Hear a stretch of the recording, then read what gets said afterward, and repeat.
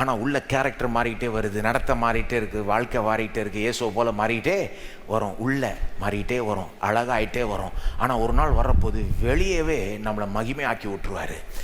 நம்மளை கண்ணாடியில் பார்த்தோன்னா அசந்துருவோம்னு நினைக்கிறேன். என்ன அது, நான் இது, அதாவது அந்த அளவுக்கு மகிமையாக ஜொலிக்க போகிறீங்க. சிலருக்குலாம் அவங்க முழிப்பை பார்த்தா பிடிக்கல, அவங்களுக்கு மூக்கு இப்படி இருக்குது, காது இப்படி இருக்குது, கோணலாக இருக்குது, இது அப்படின்னு.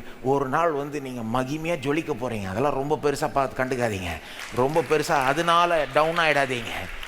நீங்கள் உங்கள் சரீரத்தையும் மீட்டு கொண்டார் அவர். அதுக்கு விலையை கொடுத்து வாங்கிட்டார் ஏற்கனவே, ரத்தத்தை அதுக்காக சிந்திட்டார். ஒரு நாள் ஒரு மகிமையான அழிவில்லாத ஒரு அழகான ஒரு அழியாத ஒரு சரீரமாக உங்களுக்குன்னு பார்த்து கொடுக்க போகிறார். இயேசுக்கு கொடுத்த மாதிரி ஒரு மகிமையான ஒரு சரீரத்தை கொடுத்து உங்களை சூரியனை போல பிரகாசிக்க பண்ண போகிறார் என்று வேதம் சொல்லுகிறது. இதுதான் நம்ம முடிவு. ஏற்கனவே பிள்ளையா இருக்கிறோம், போக போக அவருடைய மகனை மாதிரி ஆயிட்டு இருக்கோம். ஒரு நாள் அவருடைய மகனை போல நாமளும் ஜொலிப்போம்.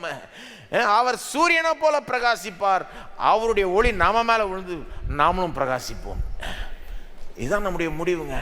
இந்த வெளிச்சத்தோட நீங்க உங்க இந்த பூமிக்குரிய பிரச்சனைகளை கையாளும் போது வேற மாதிரி பார்ப்பீங்க. நான் ரொம்ப பெரிய ஆள், அந்த உன்னதத்தில் வீட்டு ஆளுகிறேன், இயேசுவோட உட்காந்துக்கிட்டு இருக்கிறேன், என்னுடைய பிள்ளையா இருக்கிறேன். ஒரு நாள் இயேசுவோட சேர்ந்து பூமியை ஆள போகிறேன். என்னங்க நீங்களும் தாங்க, நீங்கள் ரொம்ப பெரிய ஆளுங்க தெரியுமா உங்களுக்கு. இந்த உலகத்தில் உங்களை பெருசாக பார்க்கலனாலும் தேவன் உங்களை ரொம்ப பெருசாக பார்க்குறாரு. நீங்கள் அதை உணர்ந்துட்டீங்கன்னா இந்த உலகத்துலையும் பெருசாகிடுவீங்க. அது அப்படி தான், இதுதான் அஸ்திபாரம். அப்போ இதை பெருசுப்படுத்துங்க. உலகம் இந்த பூமியில் இருக்கிற காரியங்களை தான் பெருசுப்படுத்தும். வேலை இருக்குதா, எல்லாம் ஒழுங்காக இருக்கா, எல்லாம் ஒழுங்காக இருந்தால் சூப்பர், இல்லைன்னா எல்லாம் போச்சு. நம்ம அப்படி கிடையாது.